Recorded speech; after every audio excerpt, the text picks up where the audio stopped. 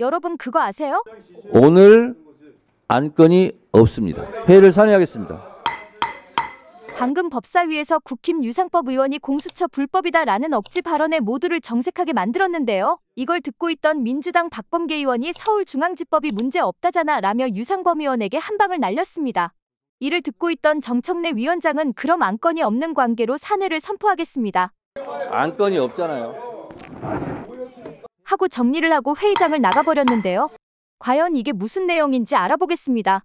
윤석열 탄핵을 원하신다면 구독과 좋아요, 알림 설정 부탁드립니다.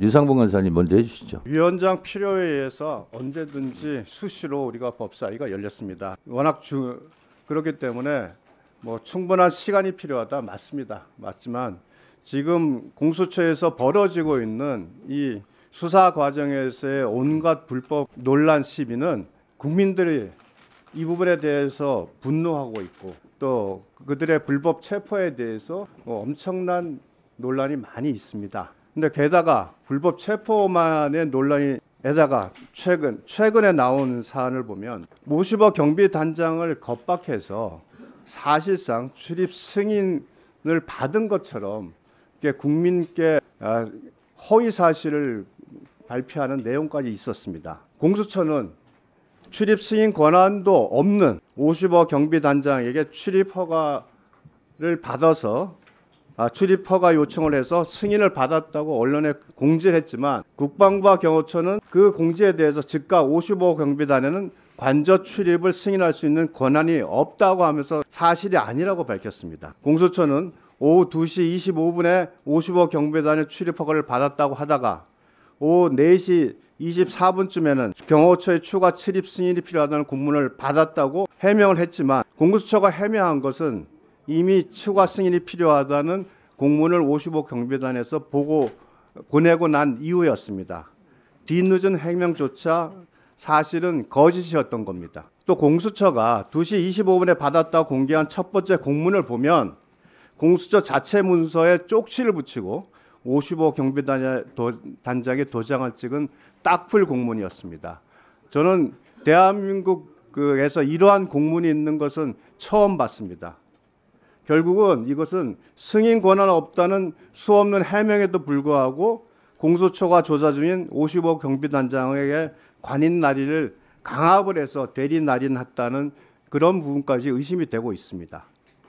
지금 결국 이와 같은 공수처의 불법 행위 또 무리한 행위는 왜 일어났냐 생각을 하면 2차 체포영장에는 1차와 달리 형사소송법 110조 121조 적용의 기재가 없기 때문에 이와 같은 일방적인 수색이 불가능하다는 판단에서 관저 출입 승낙을 받았다는 근거를 만들기 위해 이런 무리수를 두은 것으로밖에 보이지 않습니다.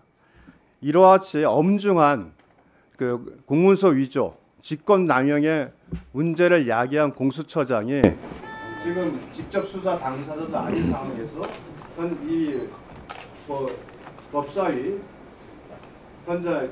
회의에 출석하지 못한다는 것은 저는 결국 책임을 회피하기 위한 하나의 도피라 이렇게밖에 비난받지 않을 수 없다 이 말씀을 드리겠습니다. 유사진 행보하는 위원장한테 하는데 그래서 위원장이 어떻게 했으면 좋겠습니까? 네, 알겠습니다. 박범계 간사님. 네, 우리 정청래 위원장님께서 여당 의원님, 특히 이제 유상범 간사님의 법사위 현안 질의를 위한 법사위 전체를 열어달라는 그 요청에 전향적으로 생각해서 언제든지 가능한 한 법사위를 열겠다라고 하신 말씀은 국회를 존중하고 국회가 여야 간의 대립을 넘어서서 서로 토론하고 그 속에서 절충 조정을 하는 그러한 좋은 길로 가는데 아주 전향적인 그러한 모습이다 이렇게 생각을 합니다. 간사로서 일이 한결 가벼워져서 좋다고 느껴집니다. 유상범 간사께서 이제 저 간사협의를 어제 하셨는데 공수처장의 출석이 필요하다. 그리고 지금 말씀하신 것처럼 대통령 경호처 외곽 경비를 맡고 있는 55 경비단장의 문제다. 그 얘기는 곧 공수처 공조본이 55 경비단장의 공문에 아까 딱 풀 공문이라고 그랬는데 그 문제를 지적하기 위해서 현안 질의가 필요하다는 말씀을 했고, 제가 볼 때 오늘은 공수처장이 최종적인 결정을 해서 오늘 밤 9시까지 시한이 임박한 윤석열 내란 수괴죄의 피의자에 대한 구속영장 청구를 결정해야 되는 그런 사안이 있는 만큼 공수처장을 오늘 법사위 전체 회의에 출석시키는 것은 현실적으로 좀 불가능한 얘기다. 그런 생각을 갖고 있었습니다. 그래서 말씀은 알겠는데 최종적으로 회의 소집 여부는 위원장께서 결정을 하실 거다. 이렇게 해서 간사간 협의가 됐고요.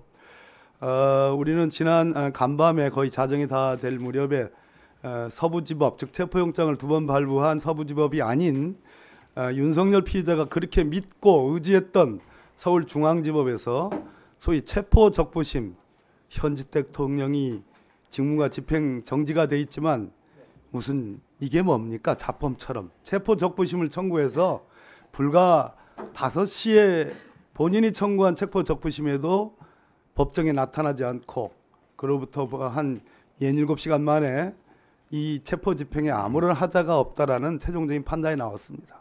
그래서 공수처의 수사권을 따지는 문제와 서부지법의 재판 관할권을 따지는 문제는 이미 클리어된, 완전히 그 의문이 해소된 문제입니다. 55 경비단장의 뭐 딱풀 공문이든 어떤 공문이든 문서로서의 완전한 형태로 성립되어 있고, 처음에는 관인을 탈취해서, 세상에 공수처 공조본이 관인을 탈취해서 그 공문서의 문서를 찍는 게 말이 됩니까? 근데 그러더니 지금은 강압이라고 얘기하시는데 그 모든 거 국방부가 아니라고 그렇게 표현을 했습니다. 그래서 공수처장 위원장께서 공수처장의 의사를 한번 확인해 주셔서 아까 말씀하신 것처럼 언제든지 오후라도 언제든지 뭐 나와서 공수처장의 그러한 소위 관인 탈취 혹은 강압, 위조 이러한 허황된 주장에 대해서 공수처장이 스스로 해명하는 것도 괜찮겠다는 생각합니다. 네, 두 분의 의사 진행 발언 잘 들었습니다. 의사 진행 발언에 대해서 위원장으로서 답변을 드리도록 하겠습니다. 대한민국 헌법 130개 조항 중에서 2개 조항이 상호 모순되는 조항이 있습니다. 그 조항을 말씀드리면 헌법 제11조 모든 국민은 법 앞에 평등하다. 사회적 특수계급은 인정하지 아니한다. 라는 조항이 있고요. 헌법 84조에 대통령은 내란 또는 외환의 죄를 범하지 않고서는 형사상 소출을 받지 아니한다. 이렇게 되어 있습니다. 그러면 왜 이 모순된 조항이 존재하는가? 대통령은 너무나 중요한 국가 원수이고 외국을 대표하고 있고 행정부 수반이고 국군 통수권자이기 때문에 대통령 재임 시에는 설령 뇌물죄, 절도죄, 살인죄를 저질렀다 할지라도 5년간의 임기 중에는 그 임기를 보장하고자 하는 취지입니다. 그러나 내란과 외환죄를 저질렀을 경우에는 형사 불소추권이 인정되지 않고 대통령 임기 중이라도 형사상 소출을 받아야 된다. 즉 수사를 받아야 되고 재판을 받아야 되고 그리고 필요한 경우에는 파면도 된다라는 것을 헌법에서 엄격하게 규정하고 있습니다. 그렇기 때문에 헌법 130개 조항을 압축 요약해 놓은 헌법 전문에서도 불의의 한관 4.19 민주 이념이라고 명시하고 있습니다.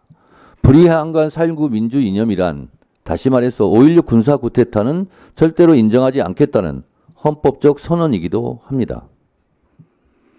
지금 윤석열 내란 우두머리 피의자는 이 헌법 내란죄 또는 외환죄를 범했다고 지금 피의자 신분으로 전환했기 때문에 지금 수사를 받고 서울구치소에 체포 구금되어 있습니다.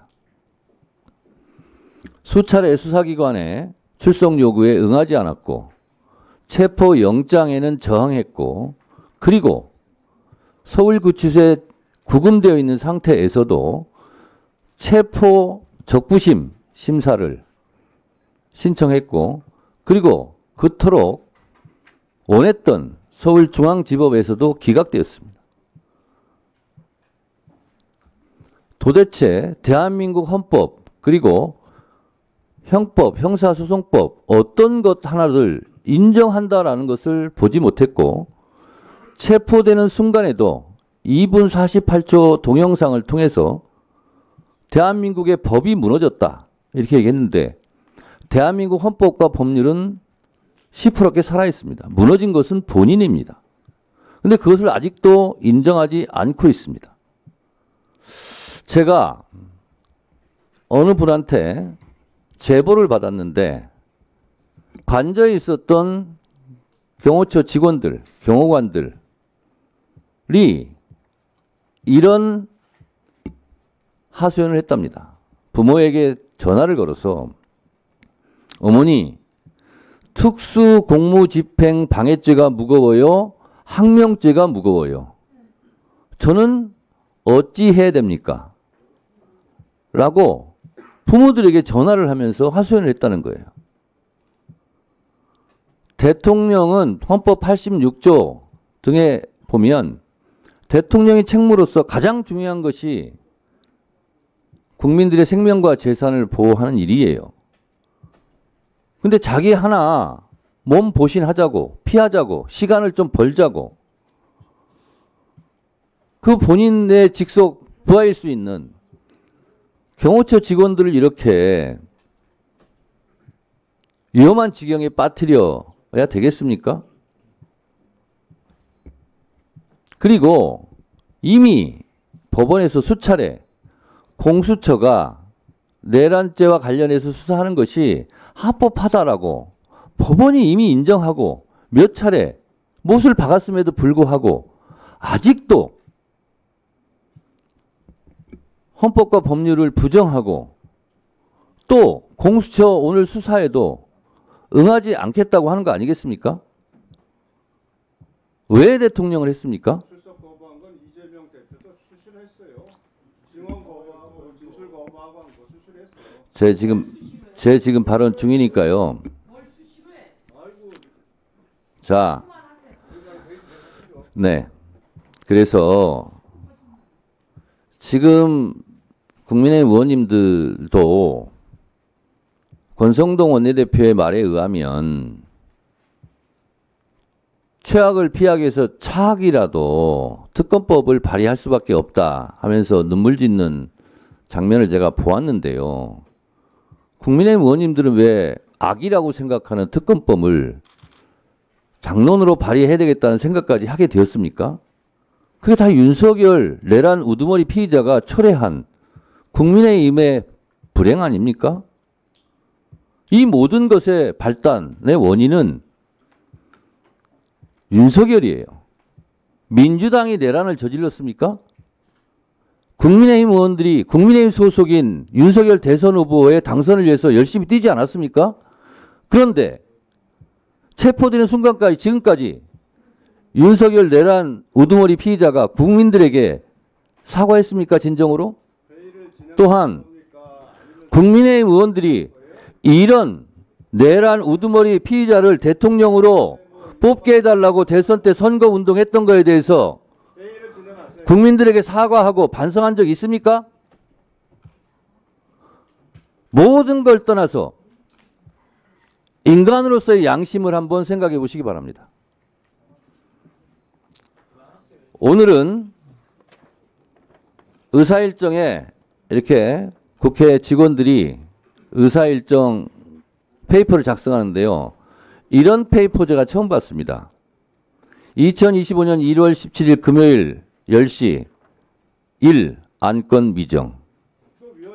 오늘 안건이 없습니다.